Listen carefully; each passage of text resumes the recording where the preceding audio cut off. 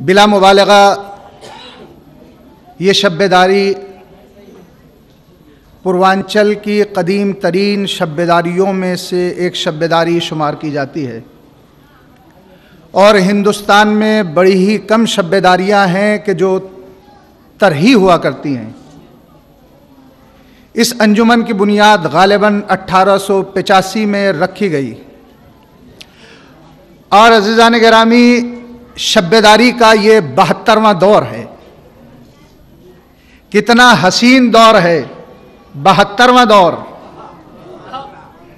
شب بیداری کا 72واں دور ہے، اس لیے کہ ہم 72 کا ذکر کرنے کے لیے جمع ہوئے ہیں، 72 کی یاد منانے کے لیے جمع ہوئے ہیں۔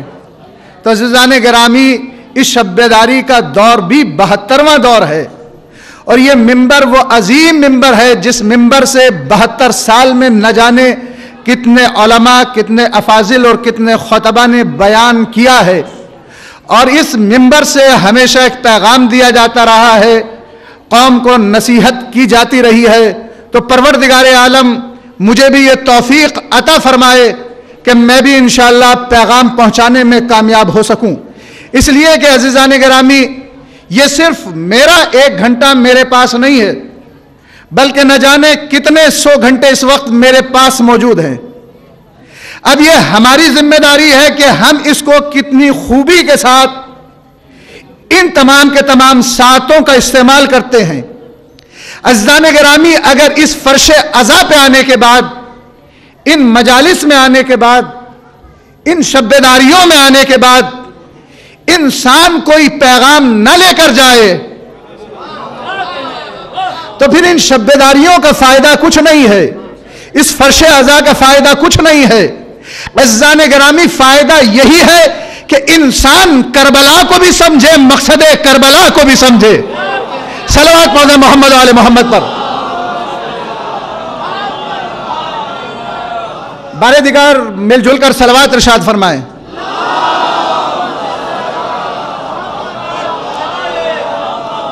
تو عزیزان گرامی میں اپنی بات کا آغاز یہاں سے کرنے جا رہا ہوں کہ دیکھیے اس وحدہ لا شریک نے کسی بھی چیز کو بیکار پیدا نہیں کیا، بیکار خلق نہیں کیا۔ یہ الگ بات ہے کہ انسان اس کی غرض خلقت سے ناواقف ہے، نابلد ہے، نہیں جانتا ہے کہ وحدہ لا شریک نے اس چیز کو کیوں پیدا کیا ہے۔ آپ کائنات کے ذرے ذرے پہ نگاہ ڈالتے چلے جائیں تو آپ کو اندازہ ہوگا کہ اس وحدہ لا شریک نے چھوٹی سے چھوٹی چیز اور بڑی سے بڑی چیز کو بغیر کسی مقصد کے وجود عطا نہیں کیا۔ آپ زمین پہ نگاہ ڈالیں، آسمان کی بلندیوں پہ نگاہ ڈالیں، کہکشاؤں پہ نگاہ ڈالیں، خلاؤں میں نگاہ ڈالیں، فضاؤں میں نگاہ ڈالیں، گھٹاؤں پہ نگاہ ڈالیں، تو آپ کو اندازہ ہوگا کہ اس وحدہ لا شریک نے کسی بھی ایک چیز کو بیکار پیدا نہیں کیا۔ جہاں پر عزیزان گرامی سورج کے اپنے بہت سے فائدے ہیں، اور اللہ نے سورج کو ایک مفید شے بنا کر خلق کیا، اگر سورج نہ ہوتا تو عزیزان گرامی انسان کے جسم میں، حشرات میں، حیوانات میں نشر و نما نہ ہو پاتی۔ آج یہ جو آپ پوری کائنات میں سرسبز و شادابی دیکھ رہے ہیں، یہ اسی سورج کی وجہ سے ہے۔ اور جہاں پر سورج کے بہت سے فائدے ہیں، وہاں پر سورج کا ایک فائدہ یہ بھی ہے کہ اس سورج کی وجہ سے وقت کا تعین ہوتا ہے۔ جو سائنس کے طالب علم ہیں وہ جانتے ہیں کہ وقت کا تعین سورج کے ذریعے سے ہوتا ہے۔ اگر سورج کا وجود نہ ہو تو وقت کا اندازہ نہ ہو پائے، وقت کا معلوم نہ ہو پائے۔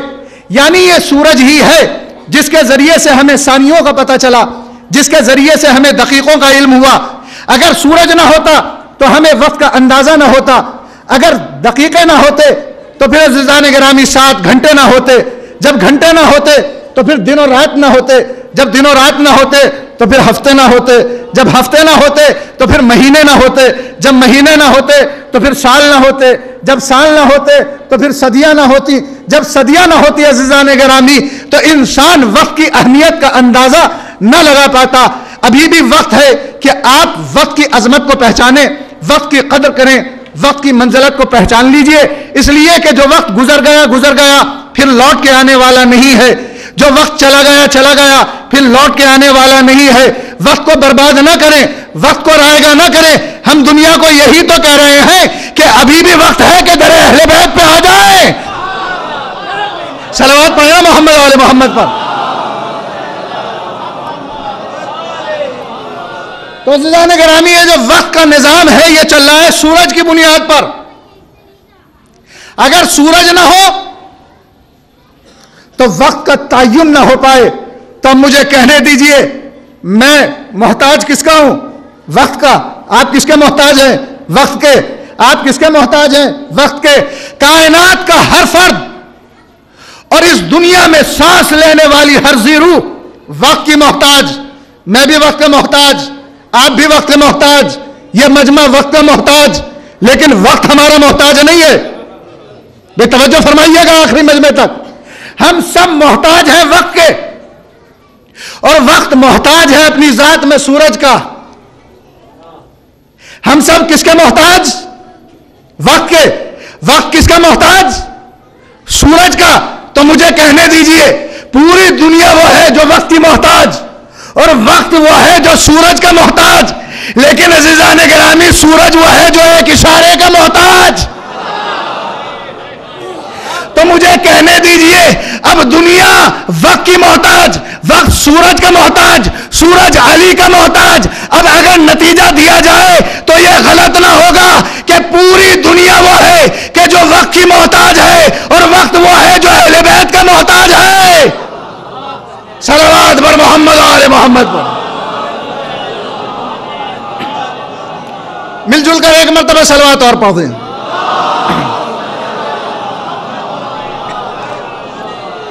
تو عزیزان گرامی, اس وحدہ لا شریک نے کسی بھی چیز کو بیکار پیدا نہیں کیا. توجہ فرمائیے گا, اس وحدہ لا شریک نے کسی بھی چیز کو بیکار پیدا نہیں کیا. ایک شخص امام زین العابدین علیہ السلام کی خدمت میں حاضر ہوا.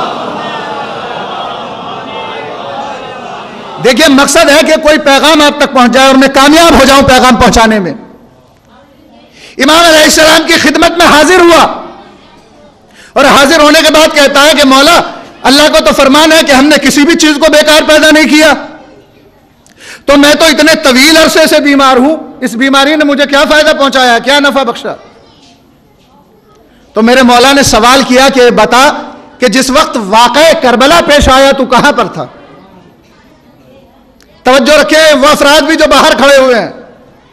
میرے مولا نے سوال کیا کہ یہ بتا کہ جس وقت واقعہ کربلا پیش آیا تو کہاں پر موجود تھا؟ اس شخص نے جواب دیا, مولا میں کوفہ میں تھا. مولا نے پھر سوال کیا کہ بتا کہ حاکم کوفہ نے کیا حکم دیا تھا؟ اس شخص نے جواب دیا کہ بچوں, ضعیفوں اور بیماروں کے علاوہ سب کے سب قتل امام حسین میں حصہ لے, اور اگر کوئی حصہ نہ لے تو اسے قتل کر دیا جائے. تو میرے مولا نے فرمایا, اگر تو بیمار نہ ہوتا تو تیری زندگی دو حال سے خالی نہ تھی, یا تو قاتلان امام حسین میں سے ہوتا, یا پھر تجھے قتل کر دیا جاتا. بس جیسے ہی اس نے سنا, سننے کے بعد اپنی پیشانی کو بارگاہ ازدی میں خم کر دیا, اور خم کرنے کے بعد کہتا ہے, اے پروردگار تیرا لاکھ لاکھ شکر ہے کہ تو نے مجھے ابدی جہنمی ہونے سے بچا لیا. پروردگار تیرا شکر ہے کہ تو نے مجھے ابدی جہنمی ہونے سے بچا لیا. تو مجمع سے پوچھنا چاہتا ہوں کہ ابدی جہنمی ہونے سے کس چیز نے بچایا؟ بیماری نے بچایا نا. ذہن میں رہے یہ چیز, ایک انسان کو بیماری نے جہنمی ہونے سے بچا لیا. تو میرا مجمع جواب دے کہ بیماری افضل ہوتی ہے کہ شفا؟ بے توجہ رکھیے گا, بیماری افضل ہوتی ہے کہ شفا؟ شفا افضل ہوتی ہے نا. اس لیے کہ میں نے اتنا ٹریول کیا ہے اور بہت سی مقامات پر گیا ہوں, تو کسی بھی ایک جگہ پر کسی نے یہ آ کر مجھ سے نہیں کہا کہ مولانا میں صحت مند ہوں, دعا کیجئے بیمار ہو جاؤں. یا اس مجمع میں کوئی ایسا ہے کہ جس سے خواہش کی گئی ہو کہ آپ دعا کیجئے کہ میں بیمار ہو جاؤں؟ ہر کوئی یہی کہتا ہے کہ مولانا میں علیل ہوں, بیمار ہوں, دعا کیجئے کہ میں صحت مند ہو جاؤں. تو اس کا مطلب یہ ہے کہ شفا بہرحال افضل ہوا کرتی ہے. تو عزیزان گرامی, ایک بیماری نے انسان کو جہنمی ہونے سے بچا لیا نا. تو اب مولانا کی سمجھ میں نہیں آتا کہ اہل بیت شفاعت کیسے کرائیں گے. بھائی آخری فرد تک کی توجہ چاہ رہا ہوں. بھائی بیماری انسان کو جہنمی ہونے سے بچا رہی ہے. ارشاد ہوا ہوش شفا، یعنی قرآن شفا ہے. پھر ارشاد ہوا القرآن و مع العلی والعلی و مع القرآن. جب قرآن صامت شفا تو پھر قرآن ناطق کو بھی شفا ہونا